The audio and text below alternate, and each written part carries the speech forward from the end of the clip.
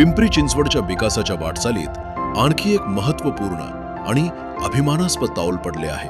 मोशी येथे वंचित आणि मागास आदिवासी समाजासाठी शिक्षण, संस्कार, कौशल्य विकास आणि सामाजिक उन्नतीचे सर्वांगीण विकास केंद्र साकारण्याचा मार्ग आता मोकळा झाला आहे. यासाठी मौजे मोशी, तालुका हवेली येथील तब्बल 15 हेक्टर शासकीय जमीन क्रांतीवीर चापेकर समिती, क्रांतीतीर्थ चापेकर बंधू राष्ट्रीय संग्रहालय आणि पुनरुत्थान समरसता गुरुकुलम अनुदानित आदिवासी आश्रमशाळेला देण्याच्या प्रस्तावाला राज्य मंत्रिमंडळाने मंजुरी दिली आहे. या महत्त्वपूर्ण निर्णयामागे भाजपा आमदार महेश लांडगे यांचा सातत्यपूर्ण पाठपुरावा आहे. क्रांतीवीर चापेकर समितीचे पद्मश्री गिरीश काका प्रभुणे यांनी या जागेची मागणी केली होती. वंचित आदिवासी समाजातील मुलांना शिक्षण, संस्कार आणि विकासाच्या मुख्य प्रवाहात आणण्याच्या व्यापक उद्देशाने करण्यात आलेली ही मागणी आमदार महेश लांडगे यांनी शासन दरबारी सातत्याने लावून धरली. विधानसभा अधिवेशनादरम्यान आमदार महेश लांडगे यांनी महसूल मंत्री चंद्रशेखर बावनकुळे यांची प्रत्यक्ष भेट घेतली आणि मोशीतील या जागेचा प्रश्न तातडीने मार्गी लावण्याची विनंती केली. एवढेच नव्हे तर पिंपरी चिंचवड शहरातील प्रलंबित प्रश्नांचा आढावा घेण्यासाठी त्यांनी महसूल मंत्र्यांना पत्र पाठवून बैठक घेण्याची मागणी केली. या सर्व पाठपुराव्याला मुख्यमंत्री देवेंद्र फडणवीस यांनीही सकारात्मक बळ दिले. शासन स्तरावर प्रक्रिया वेगाने पुढे गेली आणि अखेर राज्य मंत्रिमंडळाने 15 हेक्टर शासकीय जमीन देण्याच्या प्रस्तावाला मंजुरी दिली.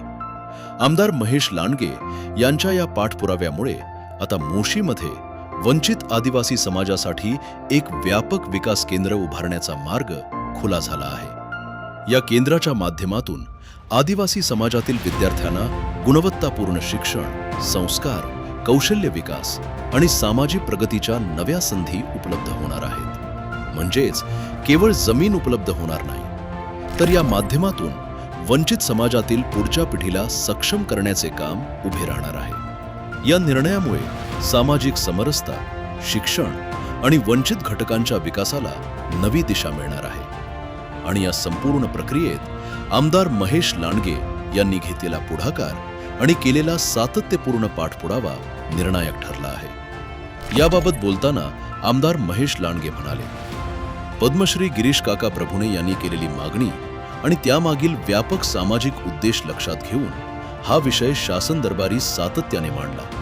विधानसभा अधिवेशनादरम्यान महसूल मंत्री चंद्रशेखर बावनकुळे यांची प्रत्यक्ष भेट घेऊन जागेचा प्रश्न मार्गी लावण्याची विनंती केली.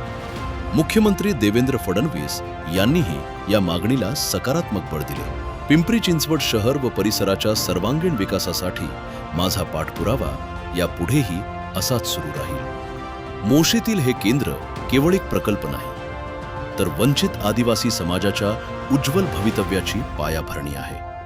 आणि या महत्वाकांक्षी प्रकल्पासाठी आमदार महेश लांडगे यांनी केलेल्या सातत्यपूर्ण पाठपुराव्यामुळे पिंपरी चिंचवडच्या सामाजिक विकासाच्या दिशेने आणखी एक महत्त्वाचे पाऊल पडले आहे.